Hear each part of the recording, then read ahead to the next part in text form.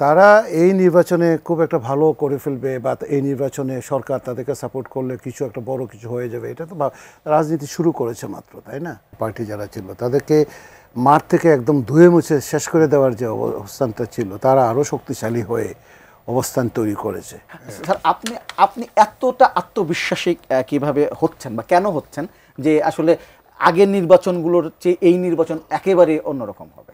না, মানে এটা কি রাজনৈতিক দলগুলোর প্রতি আপনার আস্থার কারণ, এটা এরকম নাকি জনগণের প্রতি? কারণটা হলো, আপনি দেখবেন যে ঐকমত্য কমিশনে তাদের যে পার্টিসিপেশন, তাদের যে ডিসকাশন, তাদের যে চলচেরা বিশ্লেষণ, প্রতিটা ইস্যু নিয়ে ঘন্টার পর ঘন্টা বসে থেকে, এগুলো কিসের জন্য?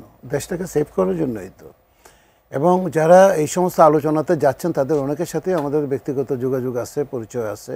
তাদের সাথে যখন আমরা কথা বলি, তারা কিন্তু বাংলাদেশ ফার্স্ট, আমাদের এই চিন্তাটা তাদের ভিতরে আছে। এবং ক্যামেরাতে এক ধরনের কথাবার্তা বলেন, পলিটিক্যাল রেটরিক এক ধরনের। পলিটিক্যাল রেটরিক তো তার প্রত্যেক দলের কথা সে বলবে, স্বাভাবিক ব্যাপার। সে বলবে আমি পাস করব, আমি জিতে আসবো, এটা স্বাভাবিক, সে তো বলবে এটা। কিন্তু রিয়ালিটিটা আপনি চিন্তা করেন, আপনি 64টা জেলা, প্রায় 500 উপজেলার রিয়ালিটিটা চিন্তা করবেন, যে ফিল্ড লেভেলে কোন ধরনের রিয়ালিটিটা আছে।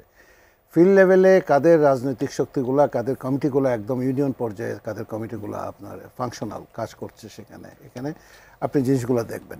অনেকের ধারণা যে সরকার বুঝি যে, আমি খোলামেলাই কথা বলি, এনসিপিকে তারা কিন্তু সাপোর্ট করে কিনা, বিএনপিকে কোনো একটা কিছু দেয় কিনা, এগুলোর কোনো মিনিংলেস কথাবার্তা। এনসিপি তারা তাদের তাদের তাদের একটা বড় কন্ট্রিবিউশন ছিল গত আন্দোলনে, এবং এই সরকারের পিছনেও ওই সরকারের যে কনস্ট্রাকশন, সেখানেও তাদের একটা বড়। এরা তো আমাদেরই ছেলে মেয়ে, তাই না? তারা এই নির্বাচনে খুব একটা ভালো করে ফেলবে বা এই নির্বাচনে সরকার তাদেরকে সাপোর্ট করলে কিছু একটা বড় কিছু হয়ে যাবে, এটা তো রাজনীতি শুরু করেছে মাত্র, তাই না? এবং এনসিপিও এটা খুব ভালো করে তারা বুঝতে পারে, কিন্তু তাদেরকে ফেয়ার চান্স দেওয়া উচিত, তারা যাতে কোনো ধরনের বাধাগ্রস্ত না হয়। একই সঙ্গে আপনি রাজনৈতিক বাস্তবতা যদি যান, তাহলে গত 15-16 বছরে আপনি দেখবেন যে প্রধান অপোজিশন পার্টি, পলিটিক্যাল পার্টিগুলো যারা ছিল, বিএনপি বলেন বা অন্যান্য পার্টি যারা ছিল, তাদেরকে মাঠ থেকে একদম ধুয়ে মুছে শেষ করে দেওয়ার যে অবস্থানটা ছিল, তারা আরও শক্তিশালী হয়ে অবস্থান তৈরি করেছে। তো এদেশের মানুষ তো দু একটা শিবিরে বিভক্ত, 2-3টা শিবিরে বিভক্ত। সেই শিবিরের একদম রিজার্ভ ভোট কিন্তু তাদের আছে।